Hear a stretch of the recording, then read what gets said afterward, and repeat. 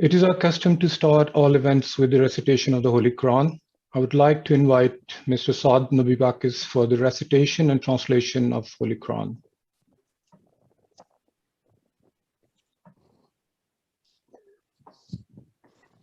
أعوذ بالله من الشيطان الرجيم بسم الله الرحمن الرحيم إن الله يأمر بالعدل والإحسان وإيتاء ذي القربى وينهى عن الفحشاء والمنكر والبغي يعظكم لعلكم تذكرون وأوفوا بعهد الله إذا عاهدتم ولا تنقضوا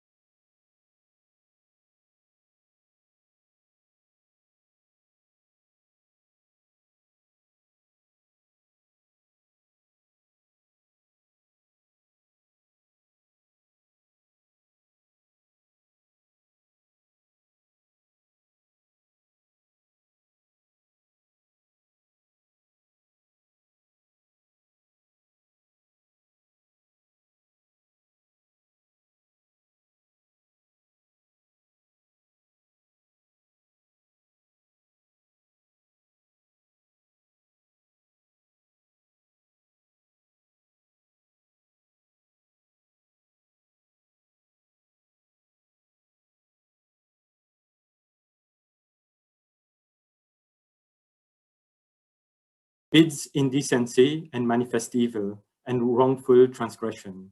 He admonished you that you may take heed and fulfill the covenant of Allah when you have made, and break not the oaths after making them firm, while you have made Allah your surety.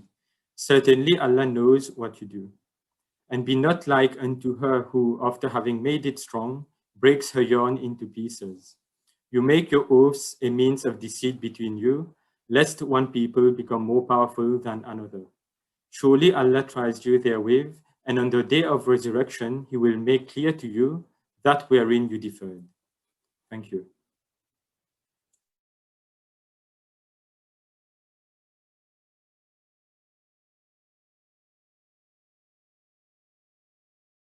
So, Dr. Saab, you're on mute. Sorry about that. Yes, lesson learned. Let me introduce the dignitaries attending today's event.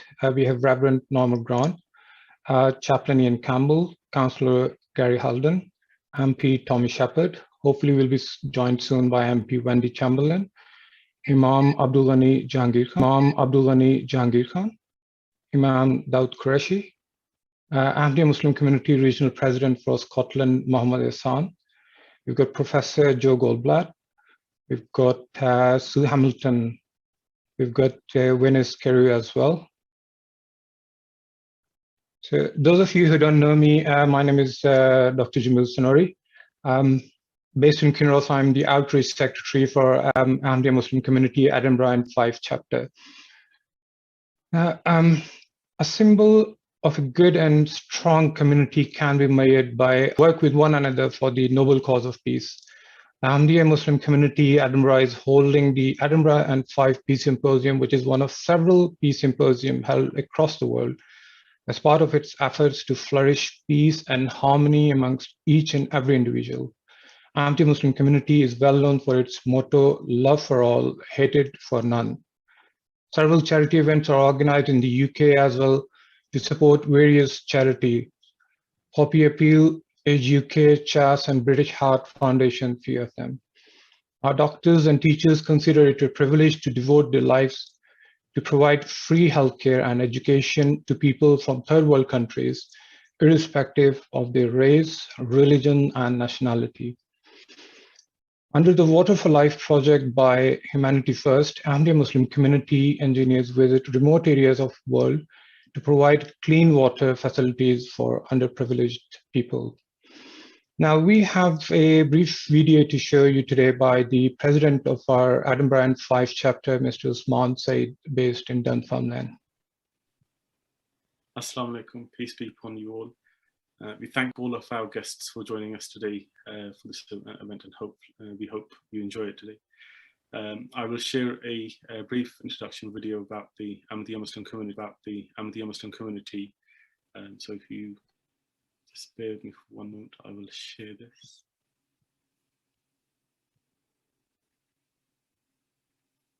The Ahmadiyya Muslim community is a dynamic, fast-growing international revival movement within Islam. Founded in 1889, the community spans more than 195 countries, with membership exceeding tens of millions. The Ahmadiyya Muslim community is the only Muslim community to believe that the long-awaited promised Messiah has arrived in the person of Hazrat Mirza Ghulam Ahmad of Concordia, India. The promised Messiah claimed to be the metaphorical second coming of Jesus of Nazareth, and the divine guide whose advent was foretold by the Holy Prophet of Islam, Muhammad, peace be upon him. The community believes that Allah has sent the promised Messiah to end religious wars, condemn bloodshed, and to reinstitute morality, justice, and peace for mankind. The advent of the promised Messiah has brought an unprecedented era of Islamic revival. The Ahmadiyya Muslim community is the leading Islamic organization that categorically rejects any form of terrorism. Over a century ago, the promised Messiah emphatically declared that the doctrine of violent jihad goes against the teachings of the Holy Quran and the practice of the Holy Prophet, peace be upon him. The promised Messiah's advent has ushered in a new era of dialogue, tolerance, and prayer. The promised Messiah penned over 80 books and thousands of articles, delivering countless lectures, engaging in public debate, and prayer duels in an intellectual, spiritual campaign to defend the true honor of Islam. The Ahmadiyya Muslim community is the foremost Islamic organization with a central spiritual leader. Over a century ago, the promised Messiah reminded his followers of Allah's promise to safeguard the message of Islam through Khilafat, the spiritual institution of successorship to prophethood.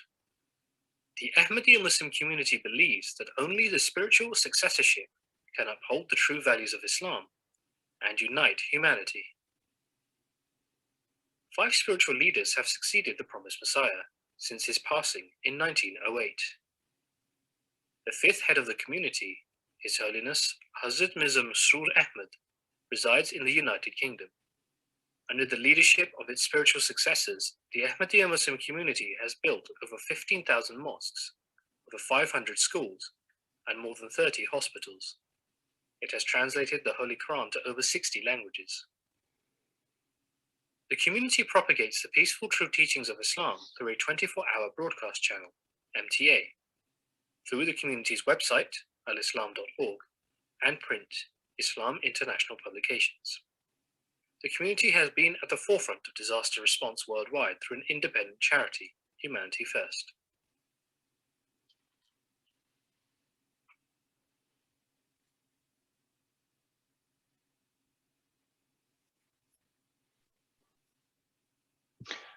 Thank you very much. Next, we have a presentation by our External Affairs Secretary, Dr. Abdul Hai, based in Lymekens, Fife, about the community's welfare activities.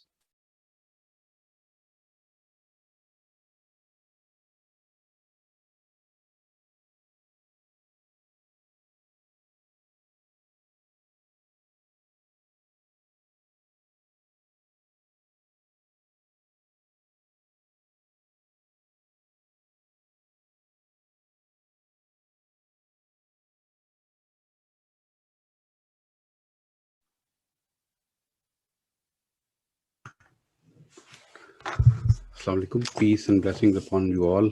Thank you very much, Dr. Jamil Sanori Sahab. I'm Dr. Abdul Hai, and I am a GP working in Dunfermline, and I serve the community local branch as External Affairs Secretary and Vice President for the local branch as well. I'm given the task of just briefly presenting some local activities of our local chapter in Edinburgh and Fife. I hope you all can hear me well. Yes, we can hear you. Thank you. So, Edinburgh and Fife chapter was established in Edinburgh on 6th of July 1977, and we believe we are one of the oldest established Muslim communities in the United Kingdom. This branch is actually comprising of about 100 members, and they're living across Fife and Edinburgh, led by President and his team, and we have women wing as well, and we have a woman president and her team. Some of the activities by the local branch I have just put on the slide there, like providing hot food donations, ready food donations, food bank donations. We have also taken part in supplying some food donation to nurseries or schools as well. Running some campaigns, one of them is cheap and easy cooking campaign, fundraising for different charities, tree planting, street and park cleaning, free transport for the neighbors, and members also took part in providing some support in PPE in the current pandemic. Our members actually have gone out, spoken with certain homeless homes in Dunfermline, in Edinburgh, food banks, and we have managed to find out where the need is, and we have obviously prepared some donations. For example, you can see on this slide, hot food donations were prepared by our women wing, and they were delivered by, the youth and members from the male side to the Seagull House and James Bank in November last year. They were about 40 hot foods packs were prepared. Then on Christmas Eve and Christmas Day, members come together and prepared around 145 hot foods packs, and they were delivered across Dunfermline and Edinburgh. And we went to James Bank, Seagull House, and also in Cunningham House in Edinburgh.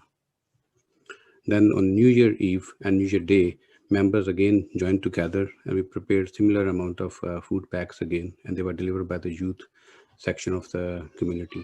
As you can see, they are in Seagull House and James Bank there. Food bank donations, again, we have discussed with certain food bank managers, and one of them you can see, Ian Campbell, and found out what is actually required, and we have planned to do some fundraising amongst the community and purchase those items which are needed and supplied to different food banks across Edinburgh and Fife, Dunfermline, Rosyth. We also tried to outreach in certain other areas of Fife where it is needed, for example, Cooper, and we also reached near Glenrothes areas as well. Community is not behind any, anybody when they are obviously seeing the heroes. Obviously, we joined together. Many members, tried to donate some money, time, and effort, and prepared packs for the NHS staff, which were delivered to COVID centers when it was starting in Victoria Hospital in Concordia. And then obviously out of our services were provided as well with some healthy snacks. Recently, community members come together and they paid tribute of small gesture to the firefighters in Dunfermline Community Centre, which were really appreciated by whole crew there, as you can see there, and they really welcomed all of us. Then members actually outreached to the mobile testing centre for the COVID, and then COVID vaccination centres in Rosyth and COVID vaccination centre in Dunfermline. And we prepared again healthy snacks for those who are working very hard in the evenings, late evenings, in order to protect ourselves in the communities. You can see Edinburgh members, they did go to Edinburgh Girls Centre, and they also provided healthy snacks to the frontline workers, and then in the Concordia area as well. 2-3 days ago, on 17th of March, we also come together and we discuss with our president, and members come together to provide a healthy snack pack, which is, you can see, holding by youth members, and it was actually presented to the bin crew. Very, very hardworking members of the community. They worked very hard throughout the pandemic and still working very hard in order to us to run and do our work properly, cleaning for us. So they really appreciated. We are very thankful for for them as well, in order to accept that, and they put a bit of awareness about this in their social media and I think in newspapers as well. Then, as Dr. Jamil Snowy initially mentioned in brief introduction, all the community members across the UK and nationally and internationally do take part in certain fundraising schemes. I have put some slides there. Members in Edinburgh and Fife, they are actively involved in fundraising for many charities, including our own charity, Humanity First. You can see in the month of October, we did help as volunteers for the Poppy Scotland, and informally in this campaign was run, and it was quite successful to raise good amount of funds for the Poppy Scotland. Then a couple of years ago, this is not a slide during the pandemic, we did actively take part in fundraising for CHAS. As you can see, we did go out in Livingston, Edinburgh, Dunfermline, and in Concordia, wherever they were putting stalls, we were providing volunteers, and we all went out and we managed to raise more than £5,000 for them about 18 months to 2 years ago. This is a brief slide which I want to share. Members come together. We went to the football stadium in Edinburgh, and we did manage to fundraise more than £1,000 about 18 months ago for CHAS. Bernardo's was not behind, so we did some voluntary work for them as well. I didn't have more pictures, but we did actually do a small session for them in Livingston a couple of years ago. Then obviously members would like to go and reach out care homes, nursing homes, where we can go and have some, Eid celebrations. It's a holiday for us. And then also, going on Christmas days, New Year days, again, Easter days, we have managed to actually prepare small, packs of food, flowers, and distribute it throughout Fife and Edinburgh.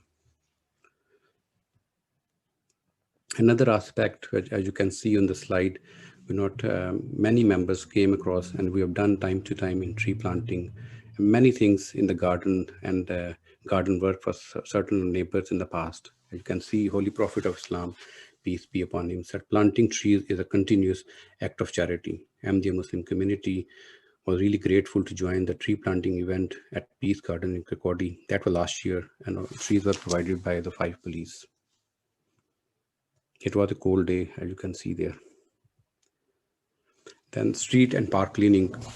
As youth members from our elderly group, we come together in Hogmanay Day 2019.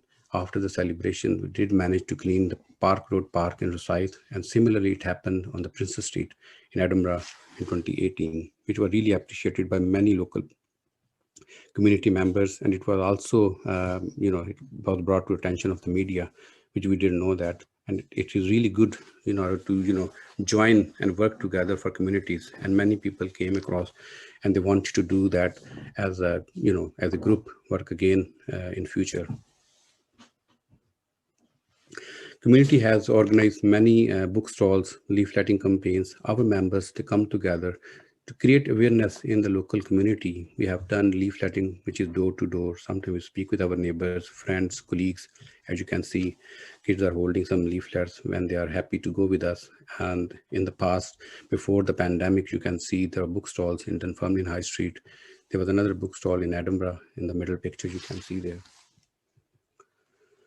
We managed to organize a couple of Holy Quran exhibitions in Edinburgh Library, which was quite successful. This event, I put it on because it helped in creating some awareness about the Ahmadiyya Muslim community, developed some contacts, and we came to know each other.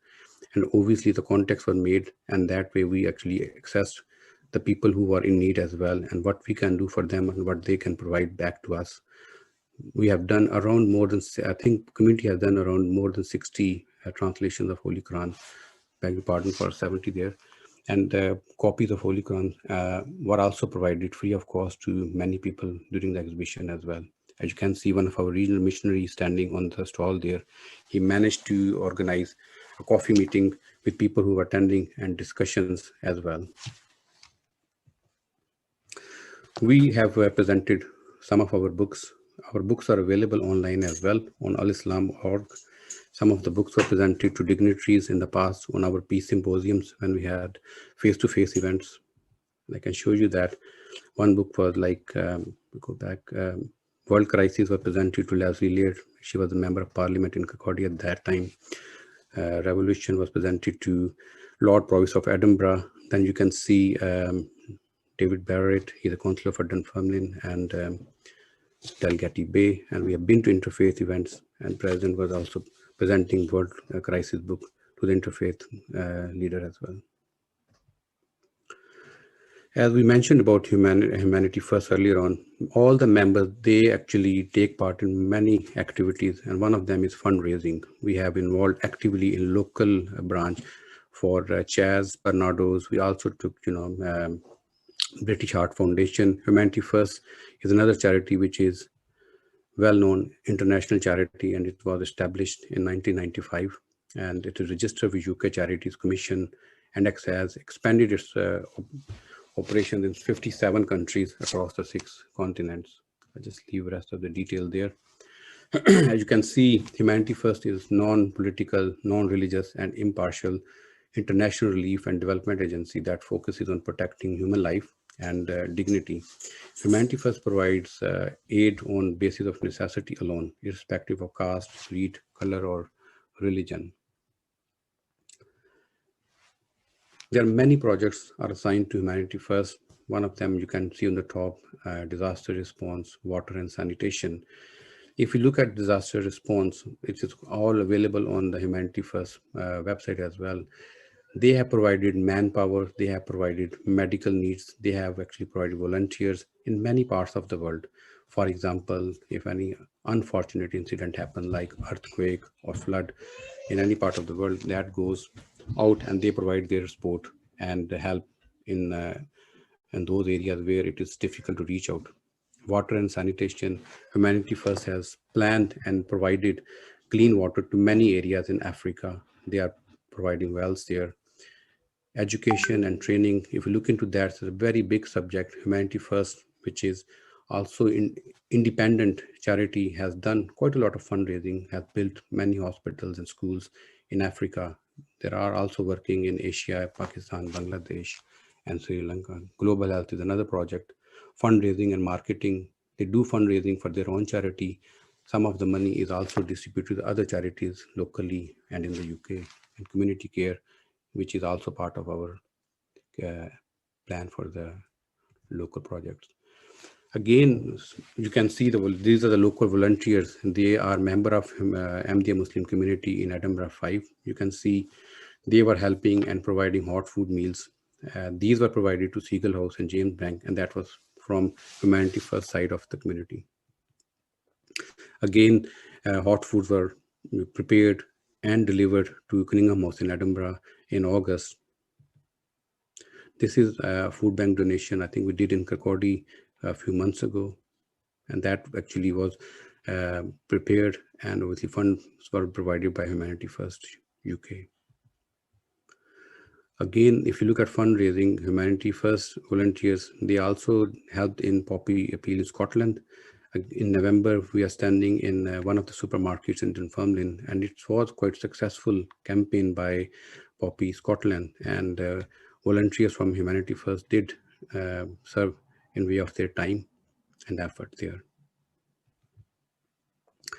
Small actually donation was made on behalf of Humanity First, as it was requested by Linton Lane Cafe. We had a chat with Linton Lane Cafe, and they requested if they can get empty containers, because they cook and provide food to many people who are in need or homeless people there. We are in a very good, healthy relationship with Linton Lane Cafe, Concordia Food Bank as well, and we are happy to help whenever it is needed within our resources. And you can see members of Humanity First, they also come together, prepared healthy snacks for the COVID testing center in Del Ferguson Center in Dunfermline. And also hot food was prepared for them, which were delivered after a day by our president locally. There's another chapter in the local activities, which many of you will be aware of that. As you can see, Cheap and Easy Cooking campaign. This campaign obviously was launched on 13th of December last year. COVID pandemic was getting worse and still going on, have serious impact on the UK, and many others are struggling to make ends to meet. Even buying food to feed their family can be a challenge. So in addition to supporting food banks, helping distributing meals to the schools, providing cooked food for frontline staff, and helping neighbors, we wanted to share ideas on how families can save money by cooking at home rather than buying ready meals, quite expensive.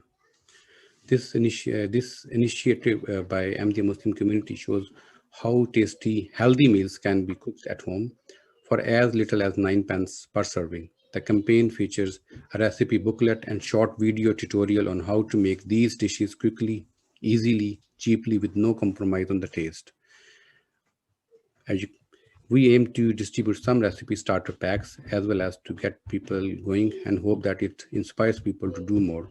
Many of, I would be grateful, many of the members who joined today here as well and dignitaries, we got huge support from the local community to run this campaign. If you look at this slide there, we prepared some starter packs. These starter packs were prepared after talking to the food bank, homeless home shelters. We discussed with the Seagull House in Dunfermline, homeless home James Bank in Dunfermline. We reached out to food banks, for example, in Concordia, and we also reached out to the food bank in Dunfermline, and there's a food bank in Baptist Church in Rosyth.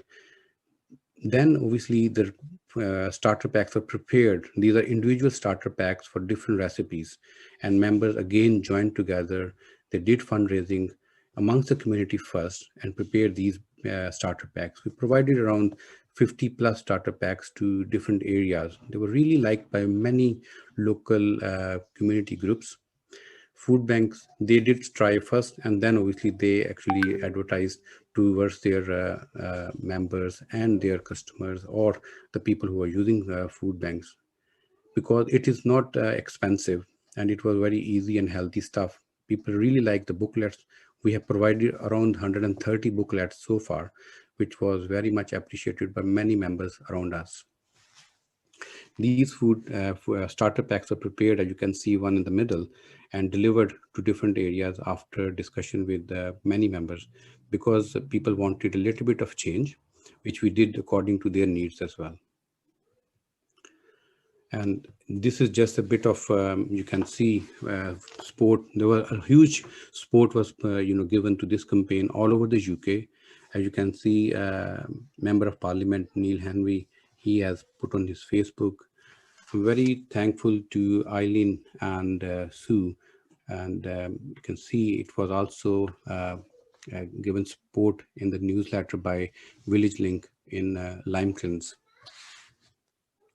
Then I put a little bit, I'm sorry, I can't put everybody's tweets or Facebook things, but I just took some local ones. Alex Rowley did also actually tweet on that, and that is really a big support. And obviously many people, once they see these things, they did contact us. If you look at EAT's Rosyth Community Hub, because we provided starter packs in bulk there, not many, but it's a good amount, and they actually used them. Members actually tried first, and then obviously they were delivered further on. They put on their website, and obviously we did put on our neighborhood app as well, and people are still contacting and using this campaign. I would like to say thank you to everybody who did support us.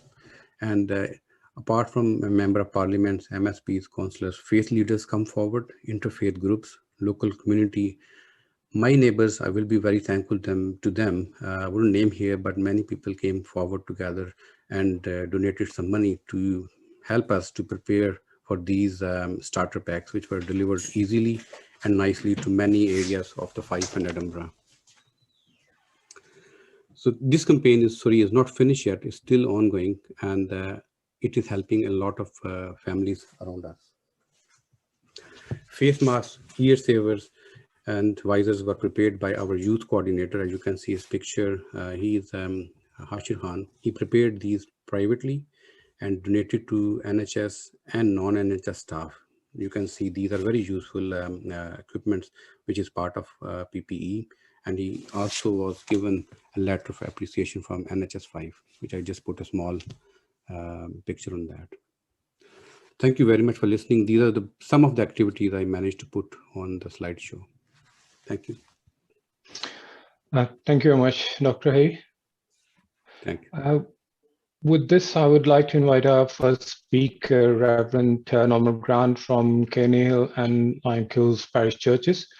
Reverend Grant is a minister at Cairney Hill, linked with Limekilns Fife since 1990, and is well respected for his services to the church. Norman? Thank you very much. Some weeks ago, I was approached by Dr. Hay to ask if I would like to attend this symposium. Having said that I would like to attend, he added the invitation to speak. I have to be honest and say that prior to Abdul and his family coming to the village of Limekilns, I had very little knowledge of the Ahmadiyya Muslim community. For those of you who know Abdul Hay, you'll be well aware that he has gently and carefully informed me over his time in the village and continues to do so. This is, of course, a peace symposium. From the materials that have been sent to me and other reading, and from a lot that Abdul himself has told me, I find that your understanding of peace is very much my understanding of peace from the perspective of my Christian faith. One verse from the New Testament: if it is possible, as far as it depends on you, live at peace with everyone. These words could suggest that living in peace is passive, but that is not true.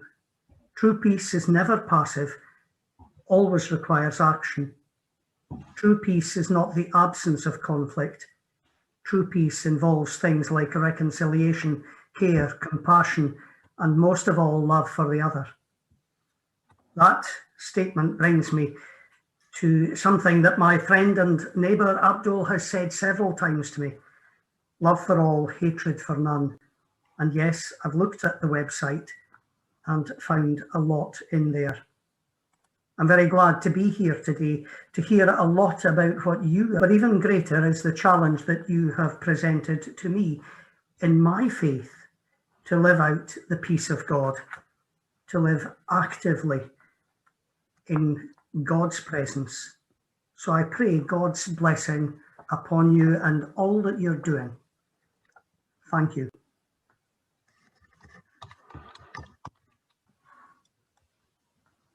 Sorry. Thank you very much, Norman. Our next speaker is Chaplain Ian Campbell. Ian is currently employed as a healthcare chaplain within the Department of Spiritual Care at Victoria Hospital and Glen Roses Hospital.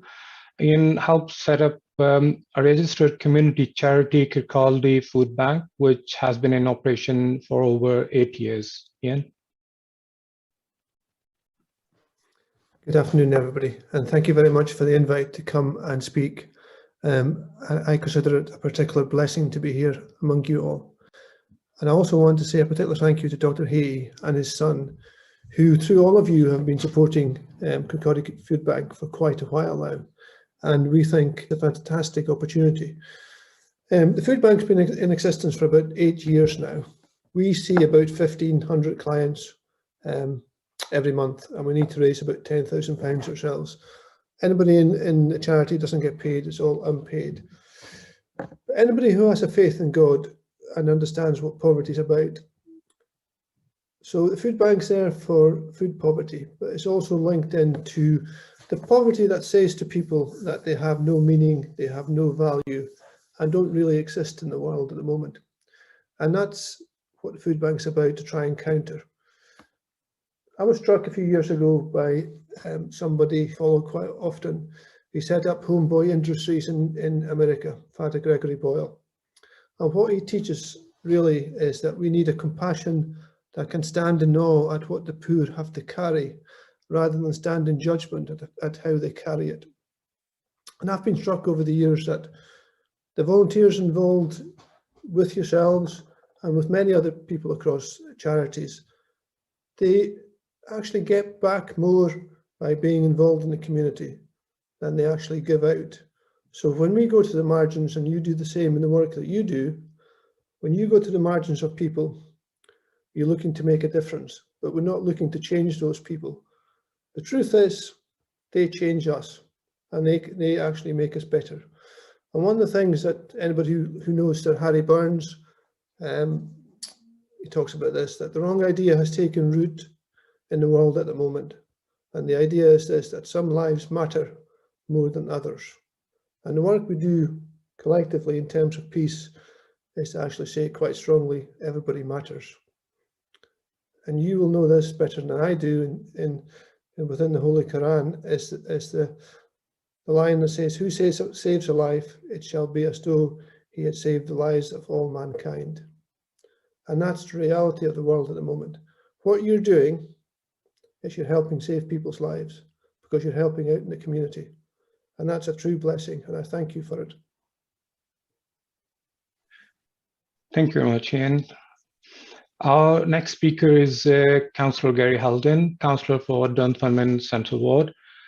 Councillor Gary has been a friend of Ahmadiyya Muslim community for a very long time. Thank you very much, Gary. All yours. Assalamu alaikum. Good afternoon. It's my great pleasure to be able to address you today at your peace symposium. The people gathering with us have a diversity of beliefs, but we all believe in the same thing, the same golden thread. We believe that in each other, we believe that in each other, and we believe we want to be connected. We're all struggling just now, and on days like this, we look past our differences and celebrate our oneness. Whether or not you have faith, whichever faith is yours, we see people who do good in our communities. Every day I see the power and the potential of community and how they connect to one another. COVID has disadvantaged many communities, yet it's been a hugely big connector to us. We've seen community buildings come together to be the purpose for food provision. We have volunteers who step up to serve, to collect prescriptions, walk dogs, collect shopping, take food to those in need. Service has been a great motivator, serving one another, offering that connection from the outside world with services that we can't get to. With a friendly doorstep chat, obviously at a social distance.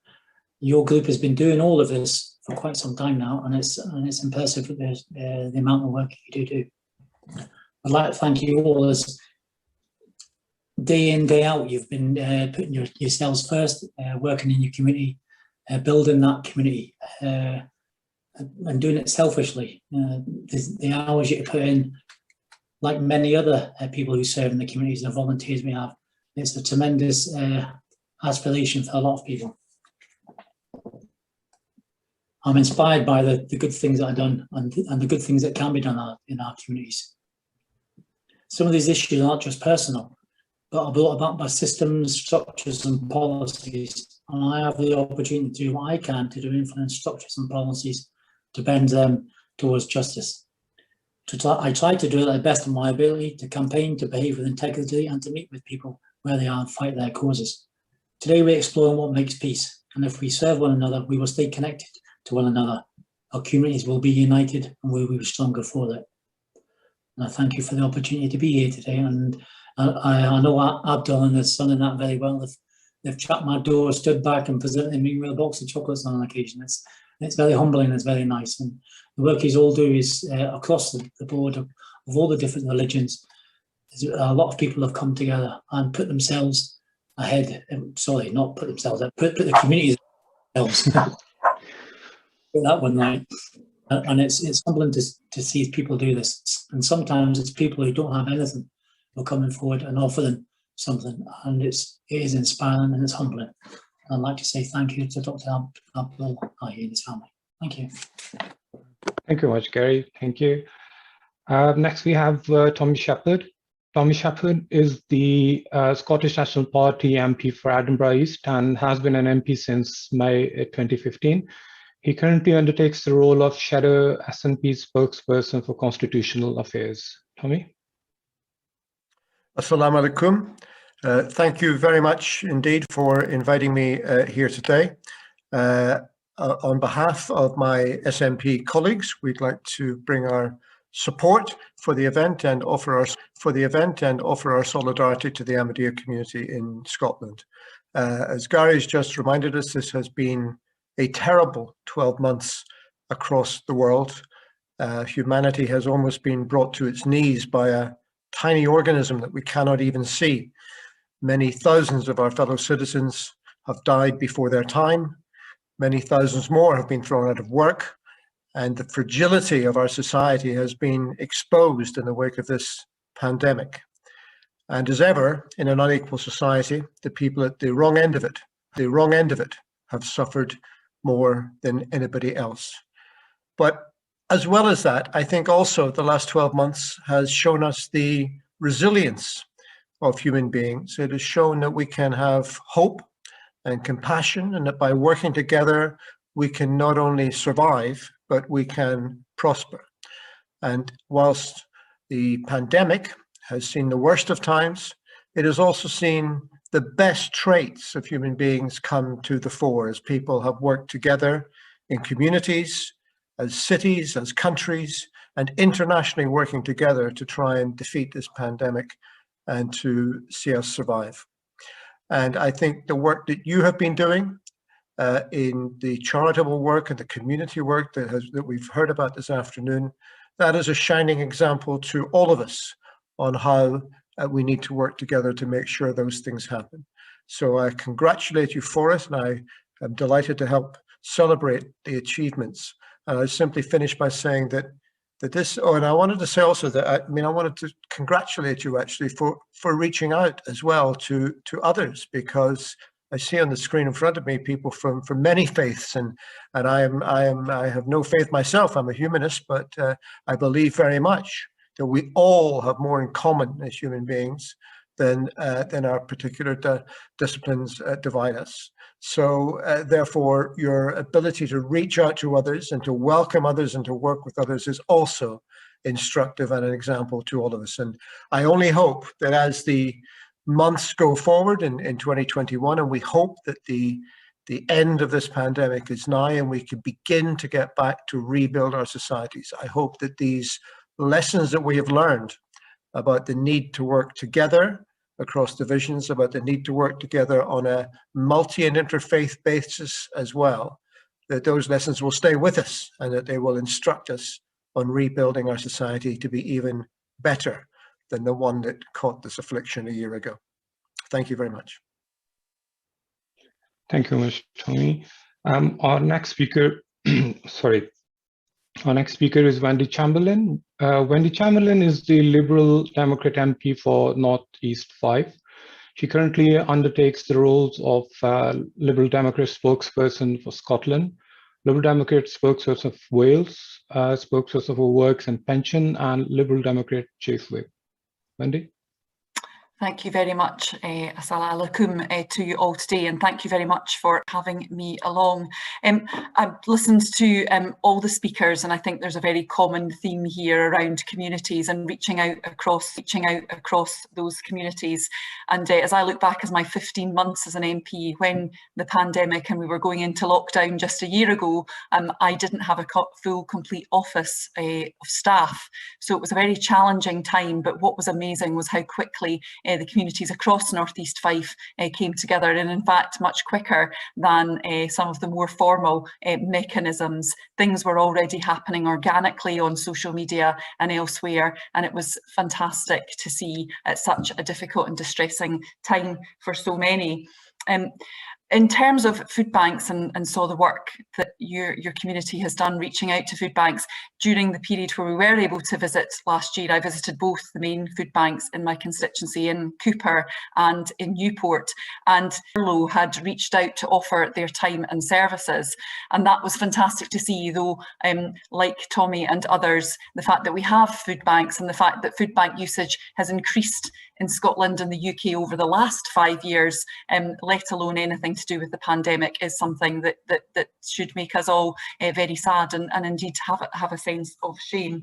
But not only have you been reaching out to those most in need, you've also been reaching out to those who are at the forefront of delivering the services and support that we have all needed over the pandemic, to see visiting fire stations and indeed being engaged with the hospital in Concordia. So thank you for that. that.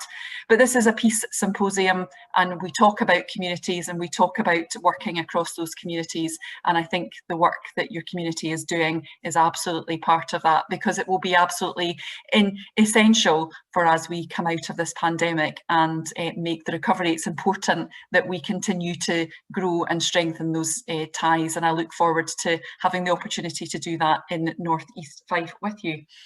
And other than that, thank you very much for your time today, and I look forward to the rest of the event. Thank you very much, Wendy. Many dignitaries have passed on their apologies for not being able to attend today's event.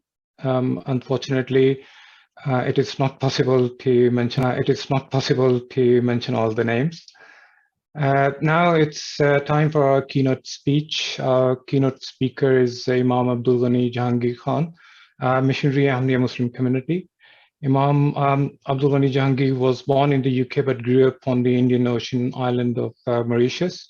He has served as a missionary for the Ahmadiyya Muslim community for over 30 years in the Congo, Belgium, France, and the UK. He is a participant in programs broadcasted by Muslim Television Ahmadiyya International and has been heading a central French desk since 1995. In the name of God, most gracious, ever merciful. Now, straight off, I'm going to have to apologize for my voice. Unfortunately, my throat isn't great today. Thank you all for sacrificing your valuable time to be with us all today. Peace be with you all. Peace be with you all.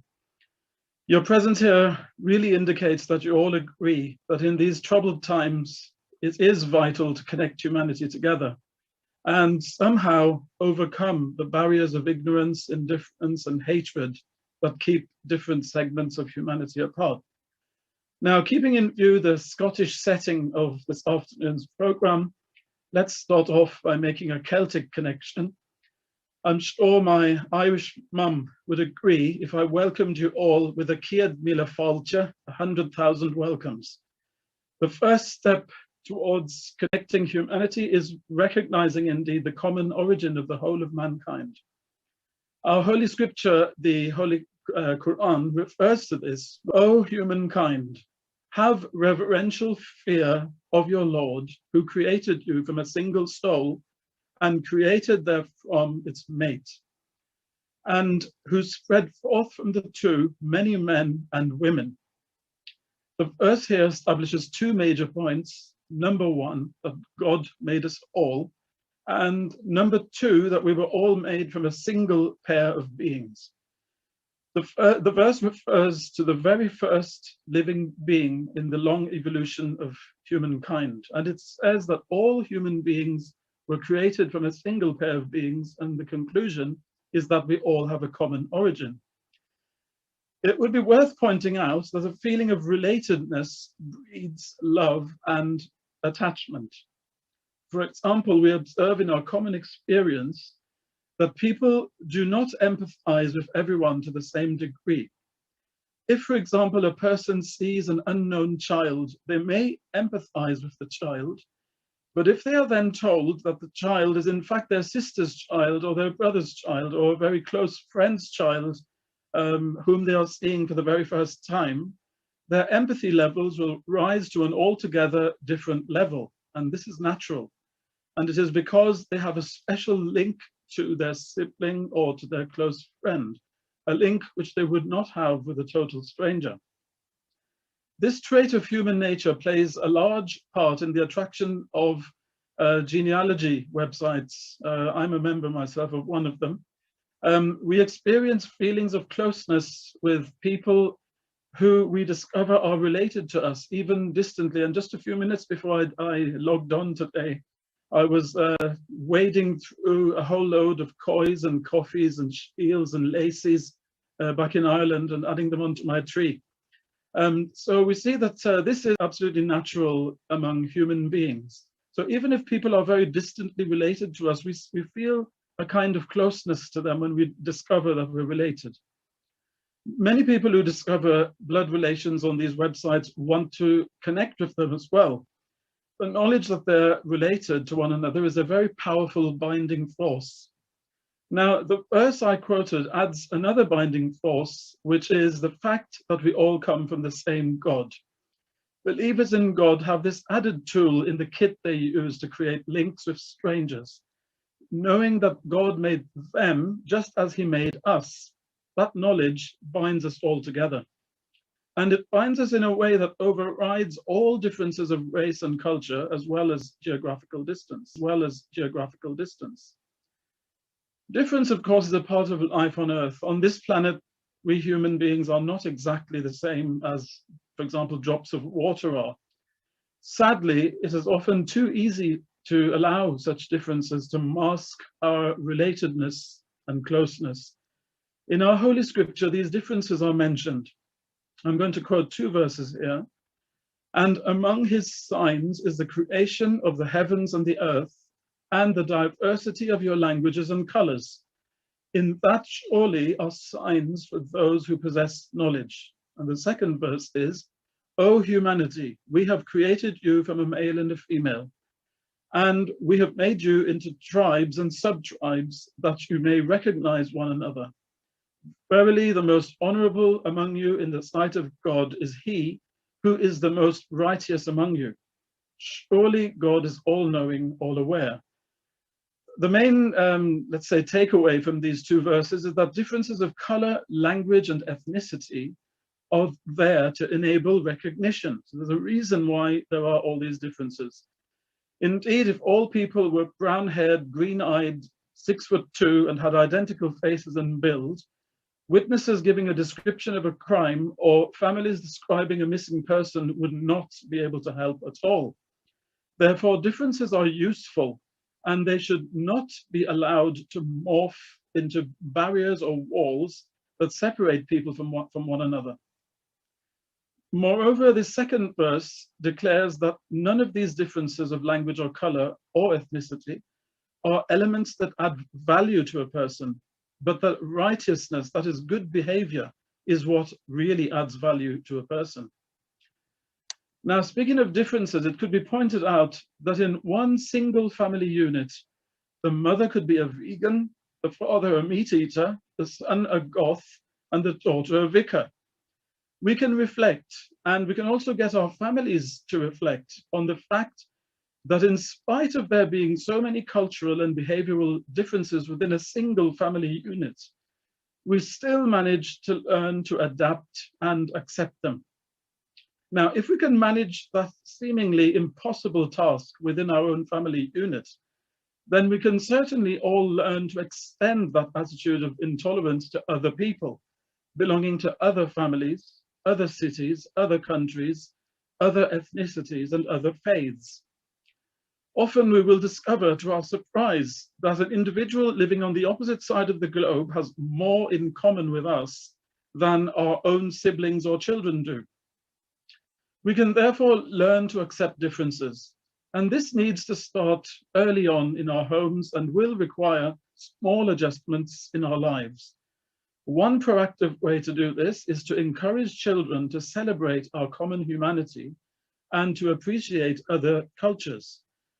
Some people consider racist jokes to be of no or little consequence, but these can often contribute to shaping hatred that can in turn lead to dangerous levels of intolerance in adulthood.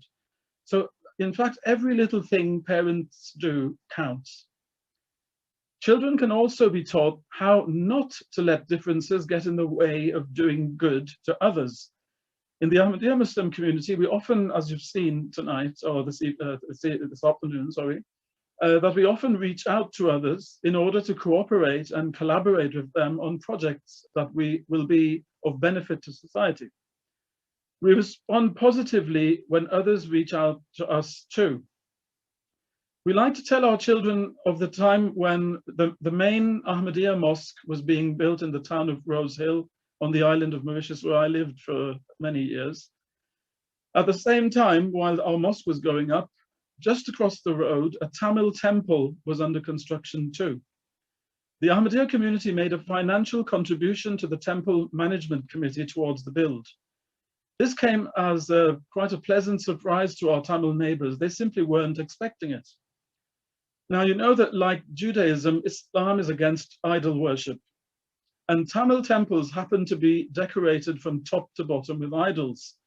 But that didn't stop our Mauritian Ahmadi co-religionists from celebrating their common humanity.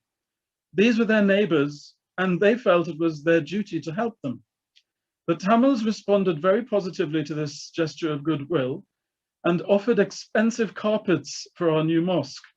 And a solid connection was built out of this interaction. Every year, when the Tamil procession called the Kaveri procession, which is quite a physically taxing one as it's meant to be for endurance and penance, when this procession passes in front of our mosque in Mauritius, our Ahmadi colleagues there offer them drinks to help them on their way. This is a yearly practice which goes on there. Similarly, when a conservative synagogue was badly damaged in the devastating 2016 forest fires that left around 70,000 people homeless in Haifa in Israel, leaders of the Ahmadiyya community there and the local Maronite Christian community came together to help rebuild the synagogue, offering timber and free labor. The rabbi had tears in his eyes when he first heard of the offer, which, by the way, he accepted. And he said to the press that he wished that this would become the norm in Israel. Our Imam in Israel, Muhammad Sharif Odeh, he declared that such acts of brotherhood were actually normal, because as you've heard, and as many of you will be aware of this, the Ahmadiyya motto is love for all, hatred for none. And Father Yaqub of the Maronite congregation declared that he and his two colleagues, and I quote, refused to allow dark fears to overcome the light and love that beats in the hearts of so many Israeli citizens. Islam teaches us that doing good to others feeds our souls and helps our souls to grow and develop in a healthy way. All religions teach that what goes around comes around. As you sow, so shall you reap. The universe has laws that make sure that whatever we do returns to us in one way or another. We would do well to remember the Scottish proverb that they that dance must pay the fiddler. We must never forget that every single one of us has a contribution to make to society. Whiling our time away in never-ending personal enjoyment, while ignoring the suffering of others, when we can do something about it, even if it's in very small ways, is a way of life for which we will have to pay a price. Some call it karma. Therefore, we are called upon to do good to others, to behave towards others in the way we would have them behave towards us. There are many ways in which we can make positive contributions to humanity. All it takes is a smile, goodwill, and a little effort. We must do it for the sake of the world and the sake of world peace, for the sake of our children, and ultimately for our own sake. These are the prerequisites to connecting humanity. Doing good all around creates these strong connections quite naturally. May we all be enabled to do so, and may we be able to leave a better world for our future generations. Thank you once again. Thank you very much, Imam Jahangir Sahab. Now there's a question and answer session at the end. Please feel free to ask any questions you may have.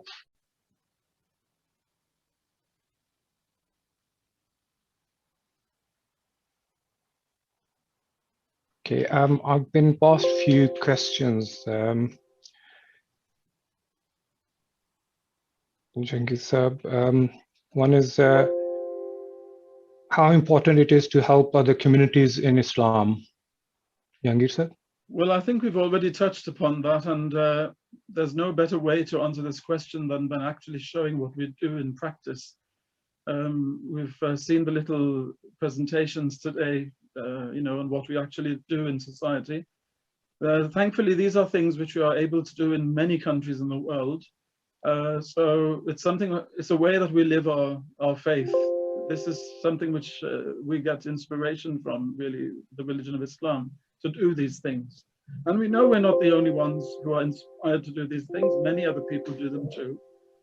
Also people who are of no faith, such as the gentleman who's a humanist, Tommy Shepard, said today.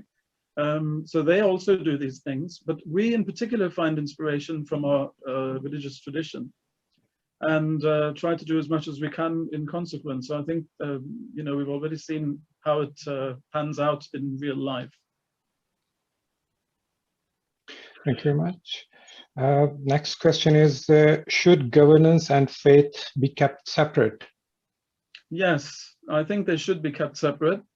Of course, government should give the you know, religious people their full rights to practice and preach their religions within the norms of sanity, of course. But the thing is that when religion and politics mix, it's often an explosive mixture. When it falls into the wrong hands, it can go haywire. And I think the history of mankind bears witness to that fact. So it's best to keep religion out of politics. But that's not to say, and because I'm heading the French desk here, that we necessarily have to make the government have a new religion, which is anti-religionism, as they do in France. So that would be a kind of religion, religious, you know, hegemony of another sort, without there being God involved. And that also is quite unhealthy, and it's very unfortunate that France is going through this right now. But I think that the Anglo-Saxon model is a much healthier model, because people can live much happier lives and they don't feel repressed under that model as they do in France and in some other countries, including some Muslim ones, may I add, who also have quite repressive regimes, unfortunately. Thank you very much. We've got a question from Professor Joe Goldblatt. How may our interfaith associations encourage more on-the-ground collaboration for social care, such as Muslims and Jews, Catholics and Protestants, and others working together to repair the world? Well, I think, first of all, we all need to be aware of each other's activities. And thankfully, we have social media these days, which has helped to connect people who otherwise would never have been able to meet. So I think that's a very good way of, you know, some communities seeing what others are doing. We all learn from each other. And also to not be afraid to reach out. You know, sometimes politics can keep people separated from each other, which is very unfortunate. But we can see that even in areas where politics has created great rifts between different communities, people, being human beings, manage to override those and breach those gaps anyway. You know, if they're left to their own devices, people tend to get along. When politics comes in between and tries to separate people for whatever reason, things can go very, very badly. So I think that we have to stay positive, and we have to keep government informed as well of what we're doing. And everybody can cooperate with government, with the people in authority, to be able to best serve the community in, you know, whatever capacity we can. But there's definitely room for more communication between different communities, between different religious associations, different charities. We all need to be more aware of each other, because sometimes some community can offer a particular kind of service in one area or another that others aren't aware of. And it's only a question of being aware of it and approaching the right people to be able to have those needs met. So communication is vital. And that's why, although religious people tend to shy away a little bit from the press, and they don't like to speak about what they do, because, you know, in most religious traditions, what you do on the quiet, what you do in secret, is of higher value than what you do in public. But that being as it is, even so, the need to communicate what we're doing, to tell others what we're doing, is also quite great. And it's necessary for people to be able to maintain peace in society. You know, I mean, as Muslims, we are, you know, facing a lot of opposition in different areas these days, as you all know. But we've seen people who were made aware of our activities in society, and then who were completely changed, and who'd say, well, you know, we're very sorry, that even apologize and say, we're very sorry, you know, about the things we said earlier, but now that we know what you do, you know, we want to wish you good luck, and if we can help you in any way, just let us know. You know, so that's kind of part of the reason why we're doing this, is so that we can create, you know, ripples of peace in society as well. Thank you very much. And now the next question is, does Islam treat men and women on equal grounds? Well, first of all, Islam is a religion which tells men and women that they're absolutely equal in front of God. And there are many verses where God addresses men and women all the way through the verse, you know, saying that men who do good deeds and women who do good deeds, and men who fast and women who fast, and men who pray and women who pray, etc. It's a long list. They will all receive their reward from their Lord. So in that sense, they're treated, you know, equally in the spiritual sense. In the physical sense as well, the Quran accepts that women can rise to any position in politics, for example.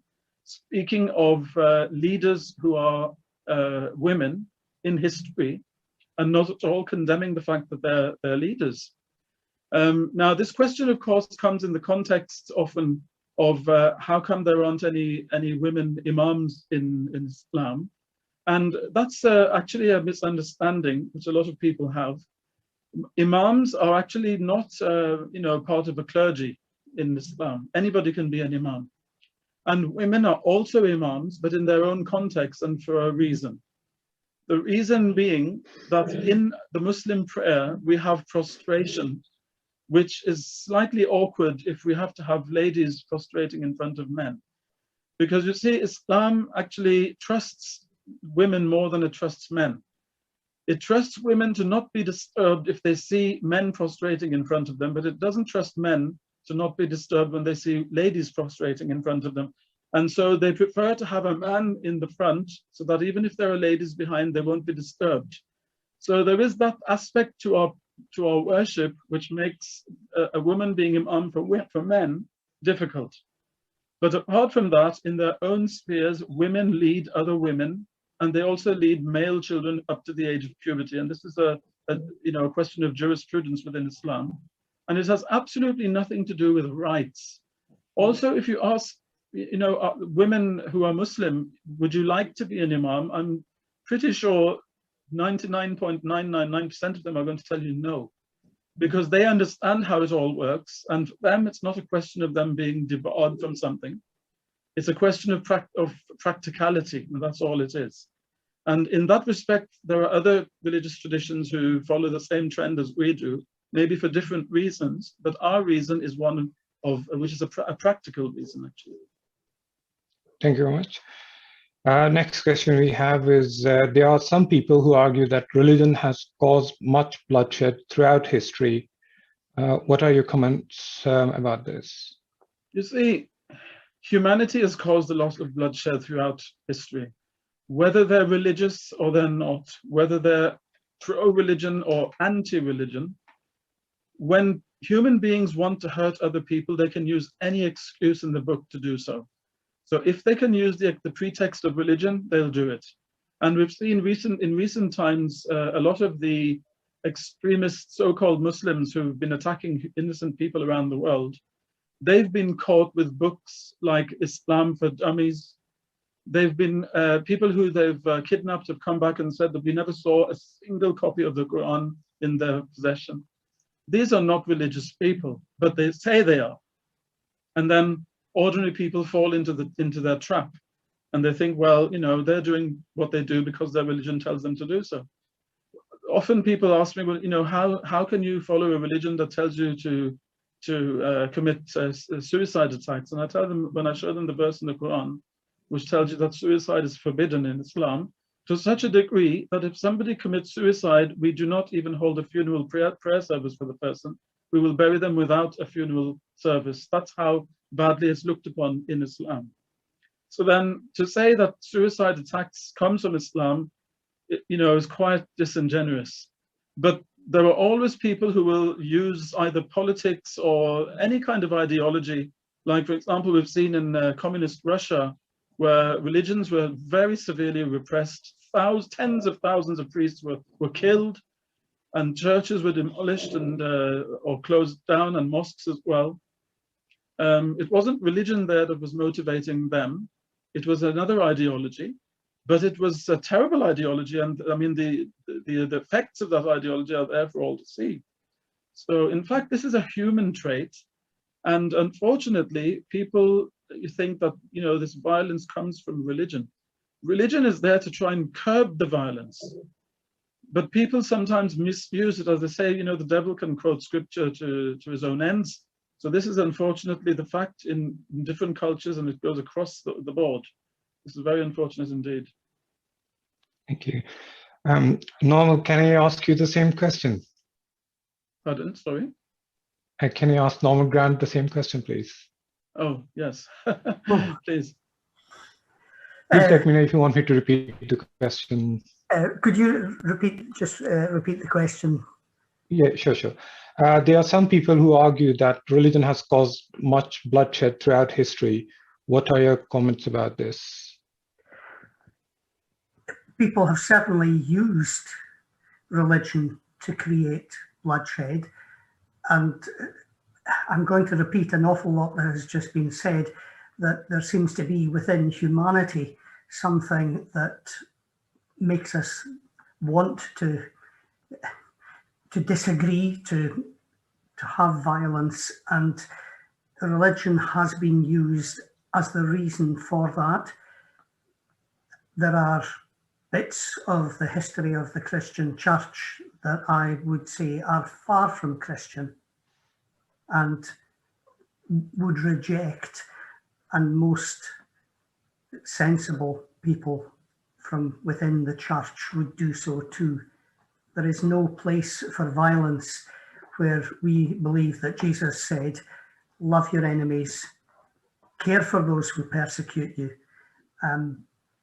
All of that is there within Christianity, and yet people have done terrible things in the name of the church, which they should not have done.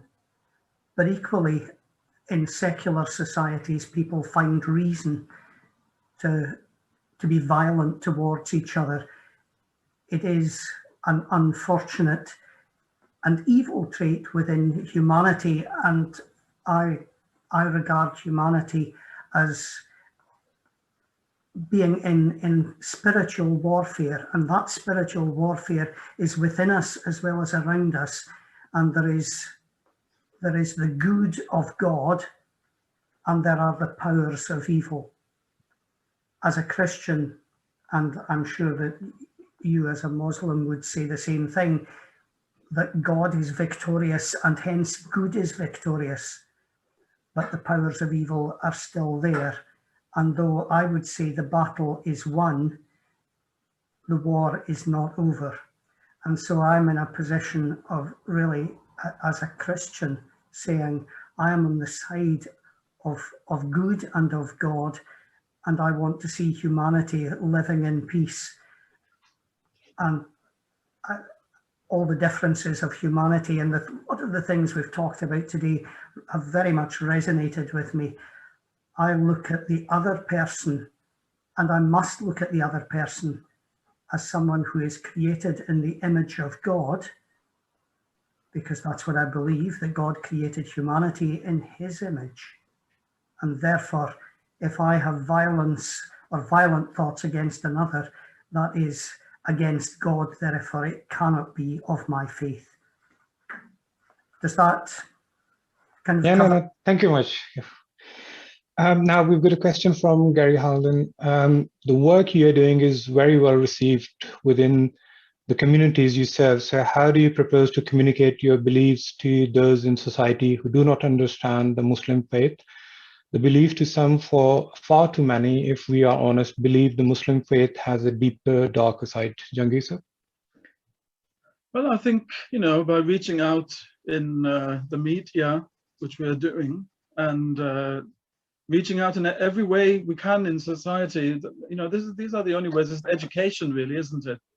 You know, trying to educate people as best we can. We also visit schools, because schools often call us to come and give an explanation of, very kindly so as well, I must add, you know, of who we are. My greatest challenge was to come and explain what Islam is to a class of 5- and 6-year-olds. So I think the highlight of the event was writing their names in Arabic. But the thing is that we have to do these little things, you know, so that people realize that these are just human beings as we are. We want to live in peace just as they do. We have ambitions just as they do. And we wish them well, you know, and then we hope they also wish us well and we can get along on this. I mean, we're all on the same boat, aren't we? So if there's a hole, as they say, you know, at any end of the boat, then the whole boat's going to sink. So we have to, you know, try and get along somehow. So it's by doing these little things, I think, that people can realize, you know, what we are.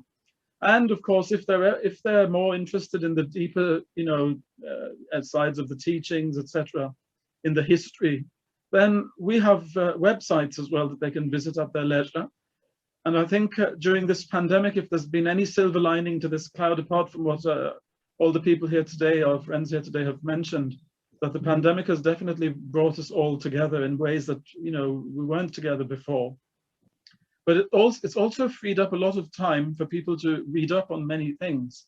And we've noticed an increase in interest in people, you know, reading about different faiths and different traditions, different cultures. And that really also goes across the board, you know. So I think, you know, we have to kind of reach out in these different ways, use the media that's available to be able to let people know who we are and what we believe in. That's the only way, I suppose. Sure, thank you. With this, I would like to open the floor to all our panelists.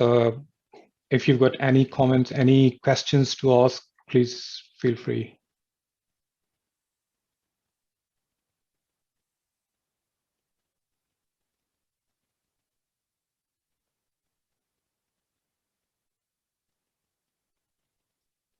Emmy, Eileen, and any of you who wants to make any comments, please.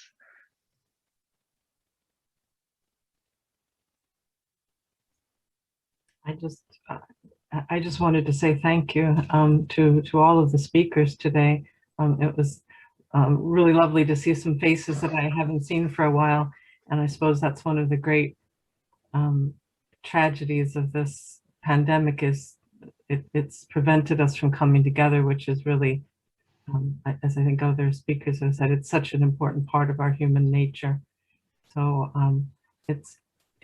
although it's not quite the same as being able to gather together, I'm just grateful to have been invited here and see so many people committed to such great work. So thank you for that. You're welcome. Thank you. Yes, Eileen, please. Yes, I just wanted to say how glad I am that I've heard what you have to say.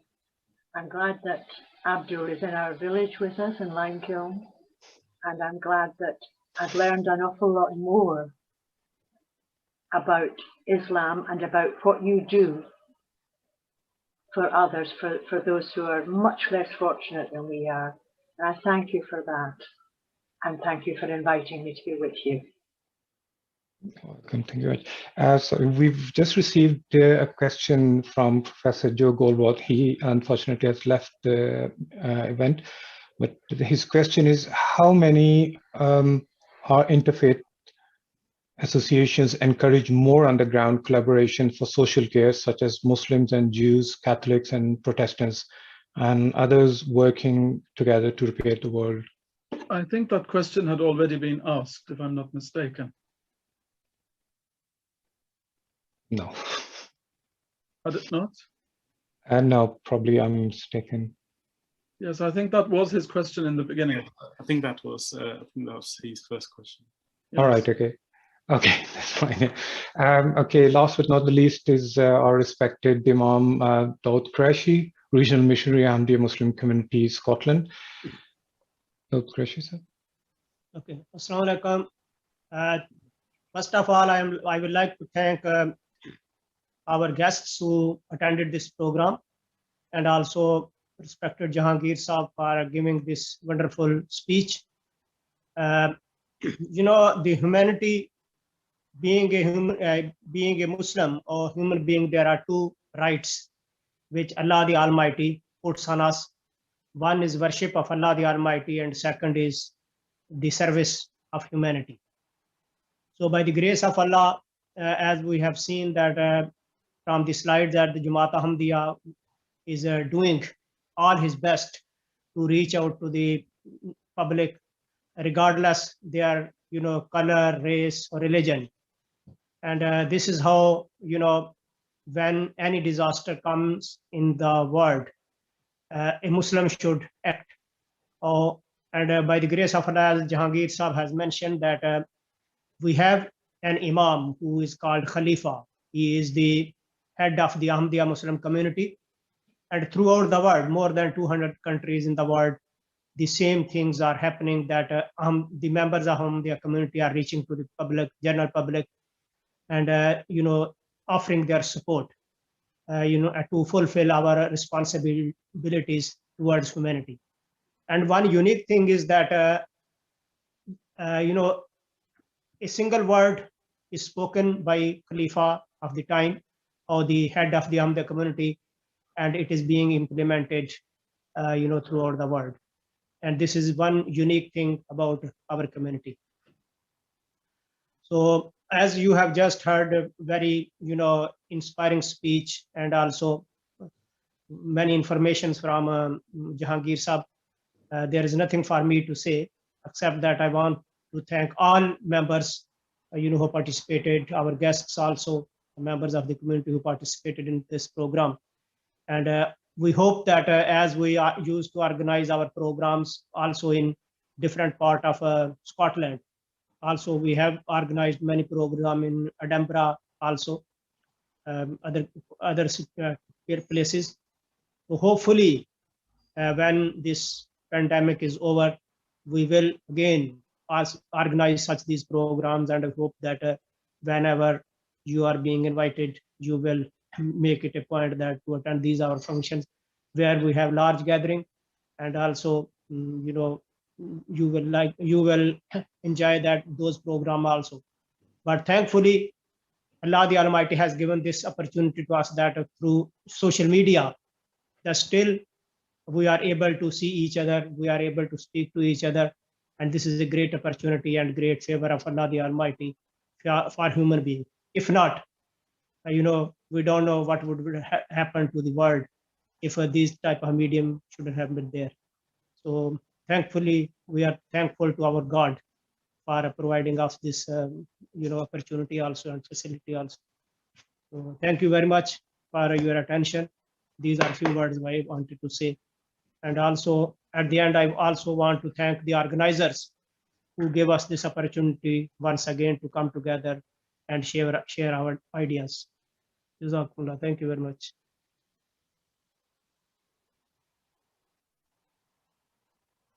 And Dr. Sahab, I think you are muted.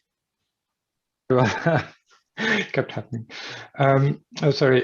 Yeah, it is customary to end all our events with silent prayers. You're free to pray in whatever way you like.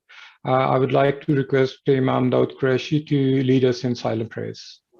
Okay, please, we raise our hand to, for our prayer. So if you want to join in your own way, please join me in silent prayer.